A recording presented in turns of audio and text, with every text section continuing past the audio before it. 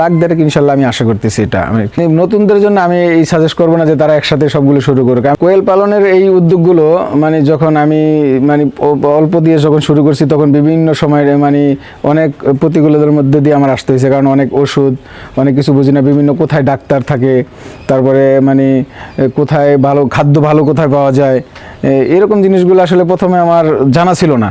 তো এটা লেগে থাকার কারণে আমি এই ওষুধগুলো মানে কোন রোগ হলে কি ওষুধ দিতে হয় যেটা যখন আমি বুঝে ফেললাম বা সমস্যার সমাধানগুলো আমি নিজেই করতে শুরু করলাম বা ডাক্তারের পরামর্শ নেই, তখন এই জিনিসগুলো আমার শিখে হয়ে গেছে। তো শিখে হয়ে যাওয়ার কারণে ওই সমস্যাগুলো আলহামদুলিল্লাহ আমি নিজে সলভ করতে পারি ডাক্তারের পরামর্শে। তো এই সেখান থেকে আমি মানে সিদ্ধান্ত নিয়েছি যে আসলে একটু আগায় যাওয়া সম্ভব।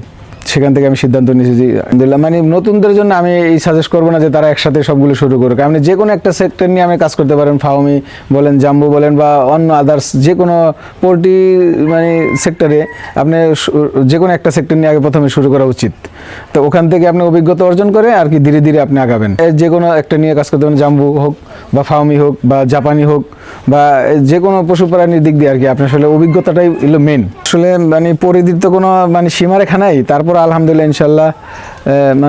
ইনশাল্লাহ আমি মনে করি যে আমি তো ছোটো পরিসরই করছি যে আমার 2000-3000 কোয়েল আলহামদুলিল্লাহ সবসময় থাকে, ফার্মি ফুটাইতেছি, তারপরে এলো জাম্বু আছে।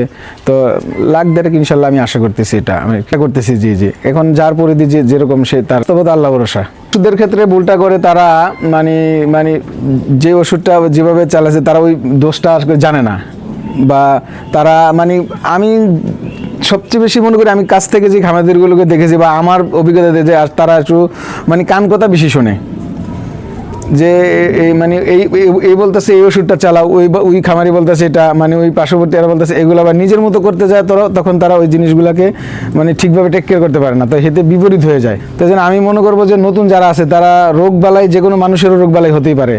তো এই জন্য আপনার বেটার যে সলিউশন যারা দিতে পারে অভিজ্ঞ খামারিদের থেকে এবং ডাক্তারদের থেকে আপনারা ওই পরামর্শগুলো নেবেন। আদার্স কোনো জিনিস মানে প্রথমে নিজে বুঝতে যাবেন না।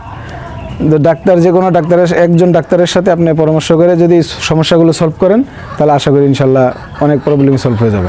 তো আমি মনে করি যেটা যে আসলে তিনটারই বাজারে ব্যাপক চাহিদা আছে। জাপানি যারা বাংলাদেশে প্রচুর এই সেক্টরটা 22 থেকে 25 বছর আমার যতটুকু মেবি সম্ভাবনা মনে হয় মানে সম্ভবত 22 বছর বা 25 বছর এরকম হচ্ছে কোয়েল সেক্টর বাংলাদেশে, বা বেশিও হতে পারে। তো জাপানিটা অলওয়েজ সবসময় এটার চাহিদা ডিমের জন্য, অনেক খামারি উদ্যোক্তা নতুন তৈরি হইতেছে আলহামদুলিল্লাহ। তো যারা ডিম নিয়ে কাজ করতে হবে তাদের জন্য ব্যাপক হারে তারা এটা করতে পারবেন। তো এই জন্য আমি মনে করি যে যারা ফার্মি নিয়েও মানে আগাতে চান তারাও পারবেন জাপানি। আর বাংলাদেশে আরেকটা সম্ভাবনার জায়গা সেটা হলো মাংস, কারণ অনেকে এই মাংস ডিমও কেউ খাইতো না, যেটা কি সাপের ডিম কিনা বা কিরকম দেখা যাচ্ছে। তা আজকে এই বছর আলহামদুলিল্লাহ অনেক খামারি নতুন হয়েছে। তো কেন হয়েছে? তাদের এই জিনিসটা মানুষ চিনছে এখন। এই জন্য যারা জাপানি নিয়ে কাজ করতে চায় তারা ডিমের জন্য করতে পারবে। চাহিদা বাজারে ডিমেরও চাহিদা বাড়ছে, খামারিও বাড়ছে, চাহিদাও বাড়ছে। আগে চাহিদা কম ছিল, খামারিও কম ছিল। আমরা তো বই পেয়েছিলাম যে আসলে খামারি বেড়ে গেলে কি হয় না কি হয়, তো মানুষ তো এখন খাইতে শিখছে। এই জন্য মানে জাপানিও করতে পারে যারা ডিমের জন্য। আর মাংসের আরেকটা সেক্টর তৈরি হয়েছে সেটা হলো দুবাই জাম্বু। যে আগে তো আমরা যখন শুরু করেছিলাম তখন শুধু ডিমের একটা সেক্টর ছিল, এখন এই বিভিন্ন জায়গায় রেস্টুরেন্ট করে তুলছে বাংলাদেশে, বা অনেকে চিনতেছে, বা সিলেট, ঢাকা, চট্টগ্রাম, কক্সবাজার অনেকেই আসলে মাংস নিয়ে কাজ করতেছে। তো সেই চিন্তা ভাবনা করে আমরা ইনশাল্লাহ এইটা নিয়ে কাজ করতেছি, আলহামদুলিল্লাহ ভালো সাড়া পাচ্ছি। তো যারা মাংসের জন্য কাজ করতে চায় তারাও চাইলে জাম্বু নিয়ে কাজ করতে পারে। আর ফার্মিটা তো আর বলার কিছুই রাখে না, কারণ ফার্মিটা ডিমের রাজা বা রানী যেটাই বলে আর কি।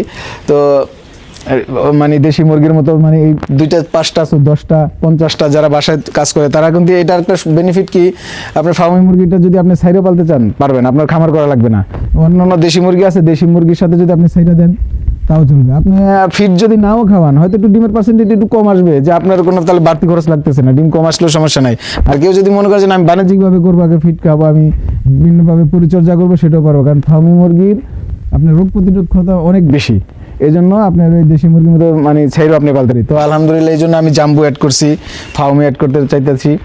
ইনশাল্লাহ আপনারা মনে করেন দোয়া, ইনশাল্লাহ অনেক দূর আগানোর ইচ্ছা আছে ইনশাল্লাহ। আসলে আমি তো মানে 16 পিস দিয়ে শুরু করেছি, প্রথমে বলছি আসলে সংখ্যাটা এখানে বড় মুখ্য বিষয় না। আমি শুরু করছি আমি সাহস নিয়ে, যে আমার এই সেক্টরে থাকতে হবে এবং টিকতে হবে বা বহু দূর আগে যেতে হবে। আর সাহস থাকলে সম্ভাবনার দরজা এমনিই খুলে যায় ইনশাল্লাহ।